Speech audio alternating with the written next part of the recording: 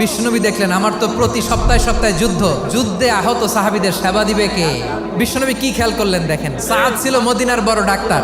এই নারী সাহাবী রুফাইদা বাবার কাছ থেকে চিকিৎসা বিদ্যা শিখেছেন। বিশ্বনবী রুফাইদাকে বললেন, রুফাইদা তুমি মসজিদে নববীর পাশে একটা মেডিকেল ক্যাম্প করো। বিশ্বনবীর ডিরেকশন অনুযায়ী তিনি মসজিদে নববীর পাশে একটা মেডিকেল ক্যাম্প করলেন এবং আহত সাহাবাদের চিকিৎসা উনি ওনার টিম নিয়ে দিতেন। বিশ্বনবীর পরামর্শে উনি আনসারি এবং মুহাজির মহিলা সাহাবীদেরকে নিয়ে একটা স্পেশাল মেডিকেল টিম গঠন করলেন। খায়বার যুদ্ধে 7ম হিজরিতে যখন বিশ্বনবী যায়, উনি ওনার টিম নিয়ে আসলেন, বললেন, ইয়া রাসূলুল্লাহ আমরা তো তলোয়ার চালাতে পারি না, আমরা তো তীর মারতে পারি না, আপনি যদি অনুমতি দেন খায়বার অভিযানে আমি আমার টিম নিয়ে মেডিকেল টিমের সেবাটা সার্ভিসটা দিতে চাই। পড়েন সুবহানাল্লাহ।